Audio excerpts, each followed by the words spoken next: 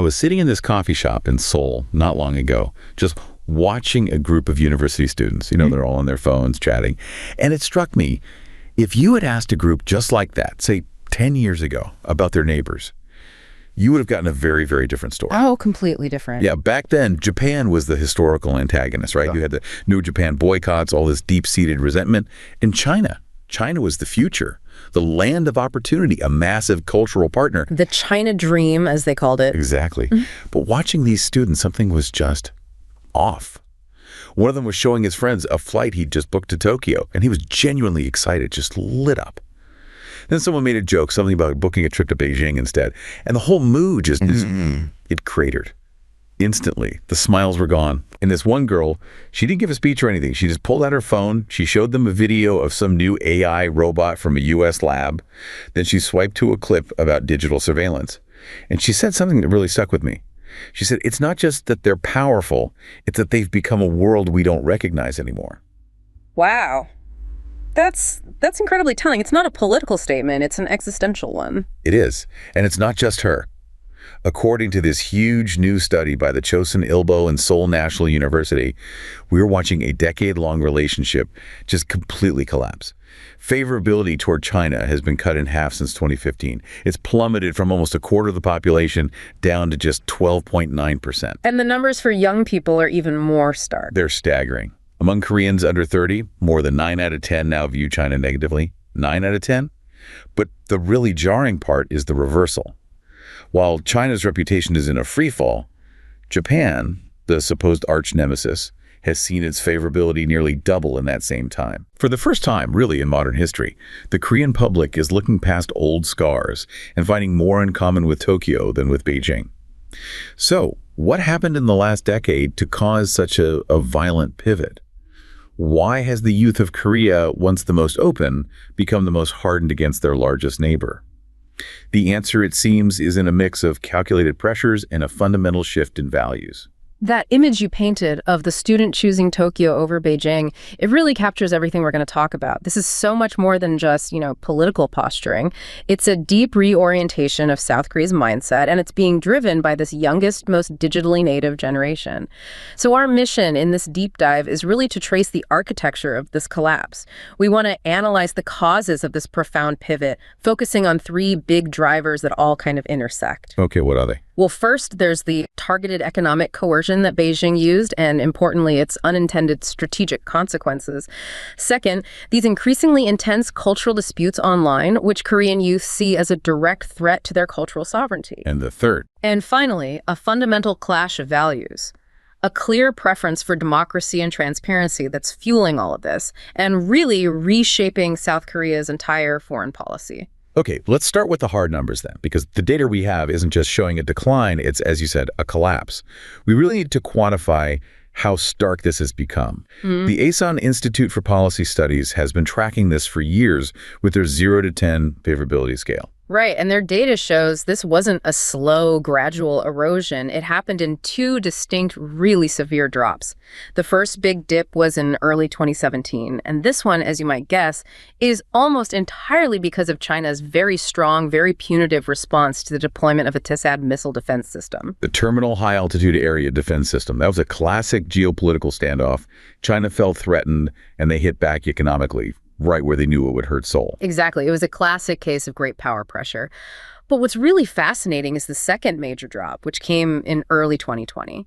And that one is so significant because it happened outside of a traditional security crisis. This second downturn is linked directly to the Chinese government's hardline approach to COVID-19. The opacity, the criticism of its origins, and the human rights implications of its policies, which were criticized all over the world. And crucially, that 2020 drop happened at the exact same time as these online cultural conflicts were exploding. So the problem went from being about geopolitics and security to being a social and really an ideological rejection. And this is where the generational breakdown is just so critical. If you filter that same Asan data for people in their 20s and 30s, the speed and the severity of their negative shift just blows past the national average. That is the core finding.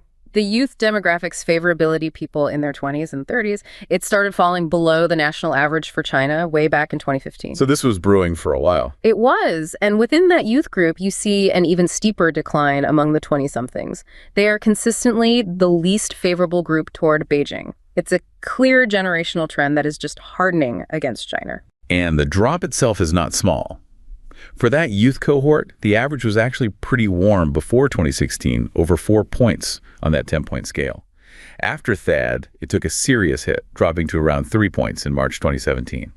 But then it just kept falling, eventually settling around 2 points. So an effective halving of positive sentiment in just a few years. Yeah. And if you look at the comparative impact of those two events, the 2017 THAAD security drop was severe, of course. But for South Korean youth, the drop in favorability was statistically more significant in 2020. That's the key. It is. This is the complexity we have to get into. For this generation, the threat shifted from being military and economic to being ideological and cultural. The opacity of the authoritarian government, the perceived human rights issues, and those online culture wars, those were the real drivers for the younger generation, even more so than a high-stakes security dispute. So they're reacting to the internal character of the Chinese government and its online behavior. Viscerally. For a generation that grew up in a functioning democracy and one that's incredibly proud of its own global cultural power, the internal dynamics of an authoritarian state, and its aggressive cultural claims online. That's perceived as a more immediate, more personal offense than a missile defense system. It's a critique of the system itself. And to really drive home just how low China's standing has fallen, we can look at another survey from Hanbok Research in October 2023. This one used a 0 to 100 point feeling thermometer, a slightly different metric. But the conclusion is exactly the same, no matter the scale. China's national score was a dismal 27.8. Now, to put that in context, Japan, despite all the historical issues and political fights, scored higher at 36.8. Which is already surprising. It is. But what's really startling is that even North Korea, the nation technically still at war with South Korea, managed a national score of 28.6. Statistically, the South Korean public views China less favorably than the totalitarian state to their north. That one statistic just completely redraws the regional threat map in your mind. Yeah. But then the generational gap on top of that, it's even more extreme. It really is. When you isolate the demographics, the older cohorts, say over 40, they generally kept their scores for China above 26 points. The 50s cohort was at 32.9, but the youth scores just fell off a cliff. What were they? Those in their 20s scored China at a devastating 15.9. And the 30s cohort was only slightly higher at 22.2. 15.9. So among the youth, the aversion to China isn't just strong, it's a complete outlier. It's more than an outlier. It's an overwhelming rejection. And here's the comparison that you just have to absorb. The ratings for China among young people were significantly lower than their ratings for North Korea and Japan. Specifically, for those in their 20s, North Korea scored 22.7 and Japan scored 40.5. For the 30s, North Korea was 25.4 and Japan was 34.7. So statistically, China is unequivocally the least favored major neighbor, especially among the generation that will be making South Korea's strategic choices for decades to come. And while this rejection of China is hitting these historic lows, the corresponding data from the Chosun Ilbo and Seoul National University shows that Japan is undergoing a massive strategic rehabilitation. This reversal of sentiment toward Japan is historically significant. I mean, for decades, anti-Japanese sentiment was a political constant.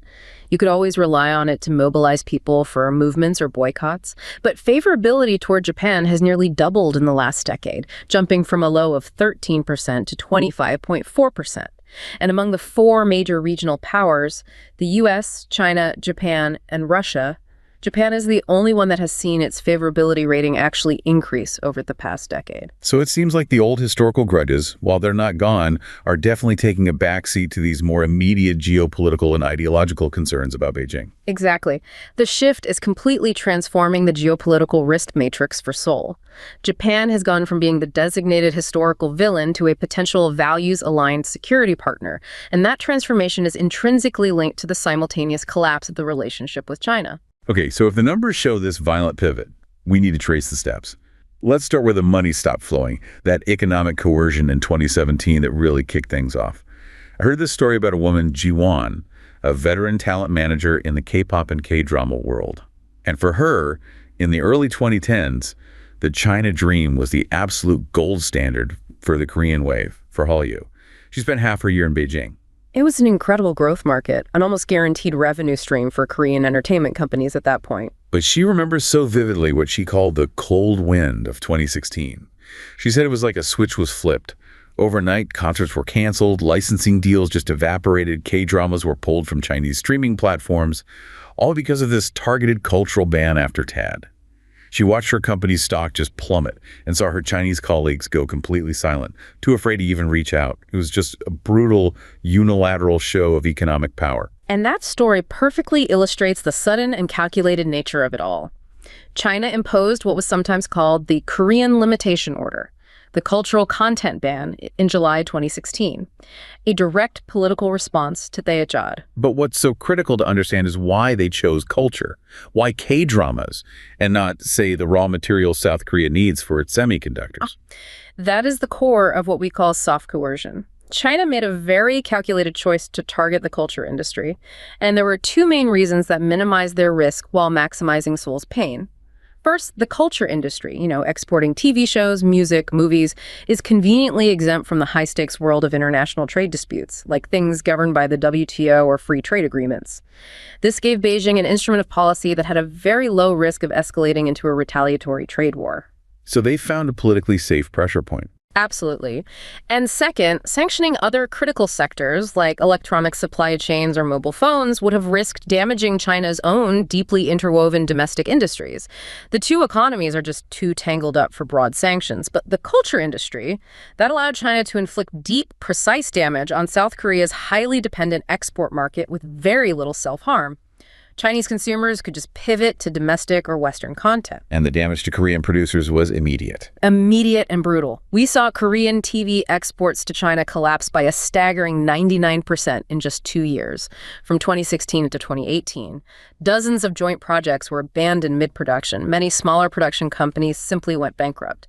The market that had defined Hallyu's growth basically vanished overnight. But when you look at the unintended consequences, what you called the Great Decoupling, it seems the ban acted as this crucial, if very painful, wake-up call that fundamentally changed the path of Hallyu. This is one of the most fascinating things about coercion. When you use it unilaterally, without a clear off-ramp, it often forces the target country to adapt in ways that actually undermine your long-term influence.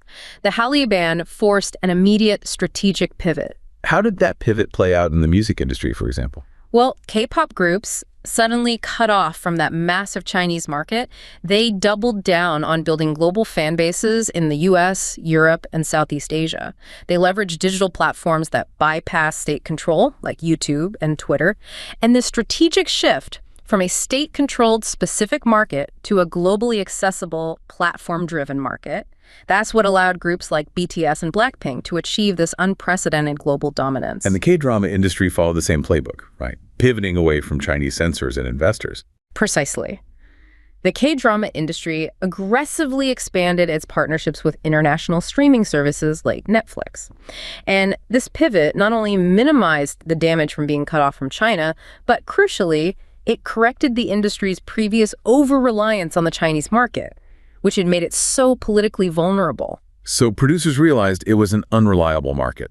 They realized that as long as content sales were dictated by Beijing's political mood, the market might as well not exist. So the strategic goal became diversification to minimize that future political risk. It sounds like Chinese economic coercion unintentionally catalyzed the very global success South Korea now enjoys, and in doing so, it actually reduced Beijing's leverage over them. That's the ultimate irony, isn't it? They tried to use the soft power of K-culture as a political lever, and instead they forced South Korea to globalize that culture in a way that is now almost impervious to Chinese state control. That cultural and economic decoupling seems to have had a parallel and massive effect on South Korea's traditional security thinking. We mentioned the old paradigm, 안미경경. Yes, that concept 안미경경 is foundational. It means security with the U.S., economy with China. For decades, that was the accepted wisdom in Seoul. It was a balancing act that allowed South Korea to thrive. But the THAAD incident and the economic backlash just shattered public confidence in that paradigm. How significant is that loss of faith? It's profound. Public opinion polls now show that only 43% of Koreans still agree with that traditional framework. And for the younger generations, it's even lower, just 38%. The whole premise that you can safely separate your economy from your security, that China will always be a reliable economic partner no matter what, that's been fundamentally challenged. So if you're pivoting away from China economically, where are they pivoting strategically? The pivot is unequivocally toward the West and toward a deeper, more comprehensive security architecture. Support for the U.S.-Korea alliance remains incredibly strong. In fact, it's getting stronger. The percentage of people who want the alliance to expand beyond just North Korea deterrence rose from 77.8% to an overwhelming 86.3%. So it's not just about defending the peninsula anymore. No, it's about shared values and global partnership. And the increase in support for trilateral security cooperation with Japan is also striking, given the history we talked about. The change there is enormous. It is. Backing for trilateral security cooperation among Korea, the U.S., and Japan shot up from 66.5% to 75.3%. This shows a growing public consensus that historical animosities have to be managed to meet this greater, more immediate regional challenge. And what's the primary reason people give for needing this trilateral cooperation? While North Korea is still the top security threat, a huge chunk, 49.9% of respondents, explicitly cited the need to counter China's rising influence as a primary driver. So the pivot is overtly about balancing Beijing. When you ask about overall diplomatic priority, 90.7% shows the United States as the most important relationship, only 43.2% for China. Diplomatically, Seoul is leaning heavily west, but this is where it gets so tricky. Despite the strategic pivot, the economic necessity of China is still there. That is the dilemma. The public gets it. 82.7% rate economic ties with China as important. To put that in perspective, the importance rating for economic ties with the U.S. is 93.3%. The gap is only about 10 points. So the desire for strategic decoupling is strong, but the economic entanglement is still profound. You can't just abandon your largest trade partner. Let's shift now to what seems to be the most visceral and emotional driver of this, especially for the youth. These cultural conflicts and the rise of digital nationalism. We often dismiss internet fights as trivial, but for this generation, these are defining issues. They are far from trivial. Research confirms that these cultural disputes are seen by South Korean youth not as simple keyboard wars, but as a genuine threat to cultural sovereignty. These skirmishes are exactly what drove that more significant drop in favorability among youth in 2020. They had a bigger impact than the THAAD crisis. I was reading about a young guy, Min Jun, a 24-year-old graphic designer in Seoul. He spends his free time fighting what he calls keyboard wars over things that seem small, like a photo of a traditional garment or a debate over food origins. For him and his friends, these aren't abstract geopolitical battles, they're about defending their national identity. Min Jun's experience is incredibly common. He grew up in a hyper-connected, democratic South Korea where K-culture is a source of immense national pride and global power. So when this generation sees these massive, often state-tolerated waves of digital nationalism from China claiming these cultural symbols, whether it's kimchi or hanbok or ancient history, they don't see a friendly neighbor. They see a cultural imperialist. Okay, let's detail some of these conflicts. What are the major cultural controversies that are fueling this? The issues involve these deep historical ownership claims. The most prominent ones are China's claims to the origins of kimchi, the foundational Korean fermented food, and hanbok, the traditional Korean dress. These are daily, visible symbols of Korean identity. But maybe more existentially threatening is the historical dispute over the ancient Korean kingdom of Goguryeo. Tell us more about that, the Northeast Project. Why is that specific claim so threatening to Koreans? China's Northeast Project essentially tries to absorb the history of the ancient kingdom of Goguryeo, which spanned parts of modern Korea and China, into China's own history. For Koreans, this is a direct attempt to rewrite and absorb a core piece of their historical narrative. It's seen as an existential threat to the legitimacy or continuity of Korean history itself. And the 2022 Beijing Olympics incident really brought all of this into one highly visible, very public moment. It was a disastrous diplomatic and cultural misstep from the South Korean point of view. During the opening ceremony, a woman in a hanbok was featured, but she was depicted as one of China's 56 ethnic minorities. South Koreans immediately interpreted this as a symbolic attempt to claim and absorb Korean culture into the Chinese state identity.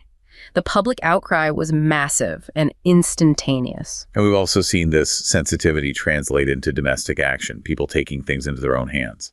Yes, the public is extremely sensitive to what they see as historical distortion. In March 2021, a historical drama called Hosan Exorcist was pulled off the air and canceled after just 2 episodes. all because of widespread, aggressive consumer boycotts. And the reason. The drama included some minor Chinese-style props, and the public instantly saw that as an unacceptable distortion of Korean history and culture. The message this generation is sending is that their cultural boundaries are sacrosanct. They're non-negotiable.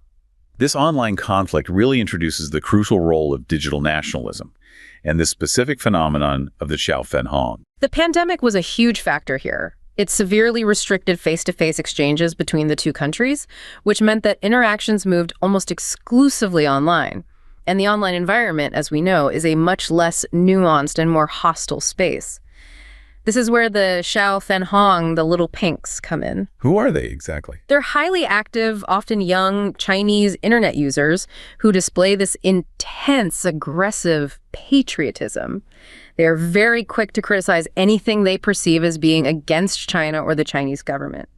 And while researchers stress they aren't necessarily the mainstream in China, their posts, which are often filled with extreme anti-Korea sentiment, get constantly reproduced and spread widely online in South Korea. And that creates a direct negative feedback loop among South Korean youth. Precisely. This collision of nationalisms has become toxic. Chinese youth have this intense patriotism, partly from state-sponsored education and partly from, witnessing their country's dramatic rise. And while patriotism can be healthy, this brand often becomes exclusive and superior. That's the key analysis. This intense state-nurtured patriotism frequently develops into an exclusive nationalism, marked by a sense of superiority over neighbors. And South Korean youth, who are fiercely proud of K-culture's global influence, see this as a fundamental offense and distortion of Korean culture, which provokes a powerful and sustained backlash. And the data proves this is the driving force behind the low favorability ratings. It does. Among Koreans who have an unfavorable view of China, a massive 55% cited these cultural conflicts, the kimchi and hanbok claims, as a factor. Even more striking, 62% cited China's perceived lack of respect for Korea as the reason for their negative outlook. This confirms the core of the problem is cultural pride and a demand for mutual recognition. It's overshadowing everything else. So what does this cultural and economic friction look like when we move beyond specific policies and start looking at fundamental values? I'm thinking about the strategic trade-offs people are making in the high-tech sector. Let's use the anecdote of Mr. Park, a semiconductor engineer in Pangyo Techno Valley, which is Korea's Silicon Valley. He's weighing two different partnership offers. One is from a Chinese tech giant offering massive data sets, cutting-edge AI infrastructure, a very appealing offer technically. The other is from a U.S. firm, focusing on open-source collaboration and shared intellectual property protection. So for him, the choice is more than just technical, it's moral and strategic. Exactly. Mr. Park grew up during the democratic transition, so he's instinctively skeptical of this black box governance model. With the tightened speech controls, state-led surveillance, the lack of judicial recourse in China, he just feels this instinctive disconnect. He sees the efficiency and the raw technical power of the Chinese model, but he fears the long-term risk of relying on an opaque, authoritarian state. And in the end, he chooses the American partnership, and his reason was a shared language of transparency. That decision really captures the ideological basis of the youth's anti-China sentiment.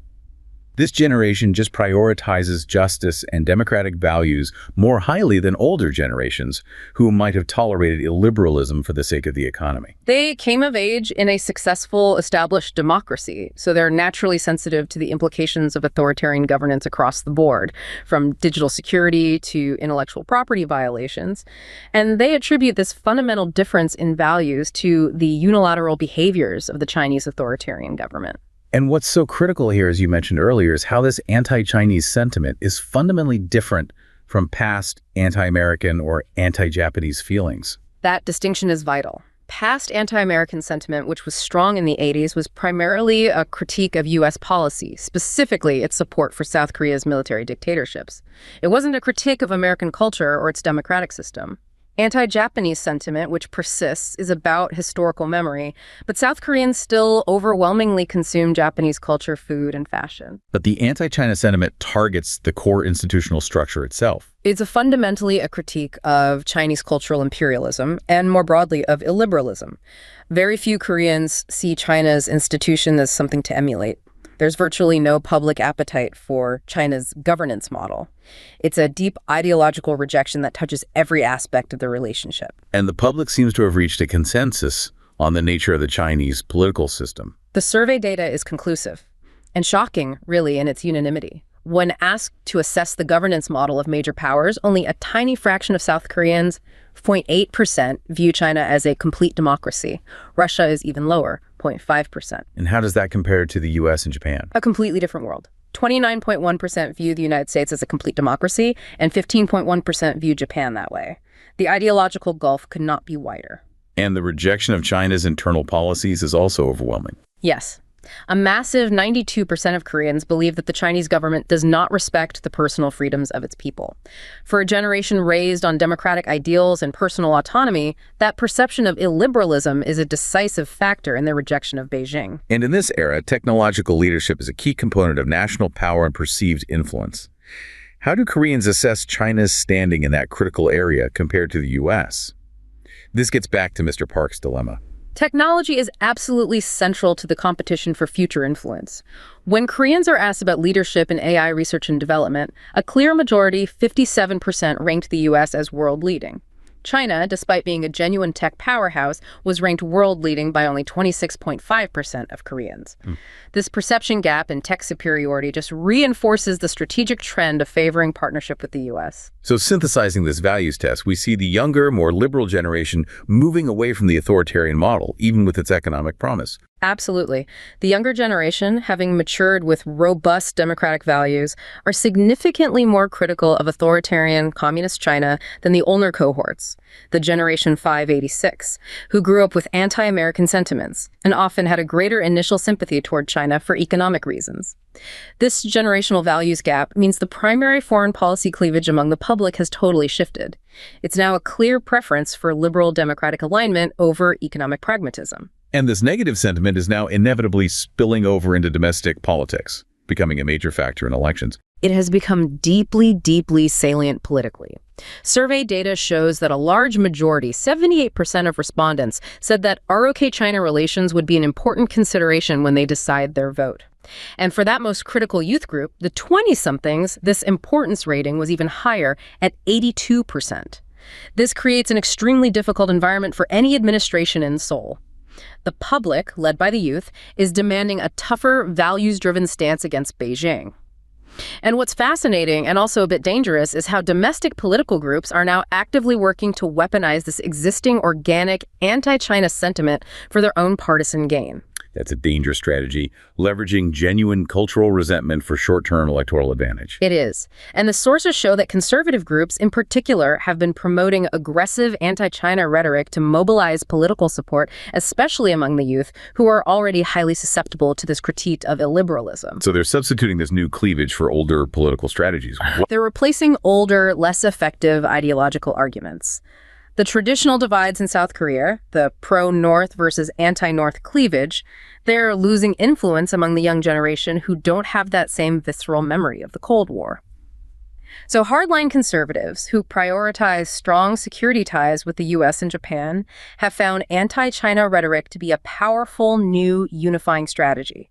By framing China as a common ideological and cultural enemy, they can try to paint their political opponents as being pro-China or strategically naive. And this rhetoric isn't just confined to fringe groups. It's being actively pushed by figures in power. That's the concerning escalation. Political leaders, including lawmakers from the ruling party, have been cited spreading unverified and often inflammatory claims. We saw instances where lawmakers faced criticism for promoting conspiracy theories about Chinese interference in Korean elections. Another was criticized for spreading unfounded claims about Chinese citizens participating in pro-impeachment protests. So they're essentially validating and reinforcing the hostility among young Koreans who already harbor this deep cultural and ideological resentment. That's the analysis. By openly promoting conspiracy theories and making dramatic, sometimes unverified claims about espionage or infiltration, one lawmaker mentioned the arrest of over 90 Chinese spies. Political leaders are feeding an existing deep-seated public distrust. This dramatically raises the political stakes and risks severe consequences down the line. And we're seeing tangible signs of this unchecked hostility spilling out of the digital world and into real-world incidents. The transition from online aggression to real-world paranoia is evident. During public protests in Western Seoul, there were reports of supporters of the current president confronting civilians, demanding to know if they were Chinese, and even accusing local police of being Chinese security agents. Wow. And we also had that symbolic but alarming incident of a protester dressed as Captain America who stormed the Chinese embassy to send a message about rising anti-China sentiment. These incidents show how quickly generalized hostility can escalate into targeted paranoia and even violence. And if we connect this political weaponization to the bigger strategic picture, the most severe risk isn't domestic political turmoil, it's the inevitable and potentially catastrophic economic repercussions. That is the critical downside experts are warning about. This dynamic is a zero-sum game. Unchecked anti-China sentiment in South Korea will inevitably provoke anti-Korean sentiment in China. If the Xiaofenhong and other nationalist voices gain more official traction, they could severely damage Korean brands and exports in key consumer industries that rely heavily on the Chinese market, like beauty, fashion, and food. And given the size difference between the two economies and populations, the reaction in China is unlikely to be proportionate. Exactly. Experts caution that the hatred currently directed at China could return 10 or 20 times stronger as potent state-sanctioned anti-Korean sentiment in China. This kind of consumer boycott, if it extends beyond the culture industry, could cripple exports across the board. It's a dangerous game of political mobilization that has to be managed before the economic consequences become unavoidable. So let's bring this all together for Seoul's administration. They are caught between a rock and a hard place. The relationship with China has fundamentally transformed from being primarily economic to being defined by ideological conflict and cultural defense, especially for the youth driving public sentiment. They have to navigate this hostile domestic landscape while maintaining a functional state relationship.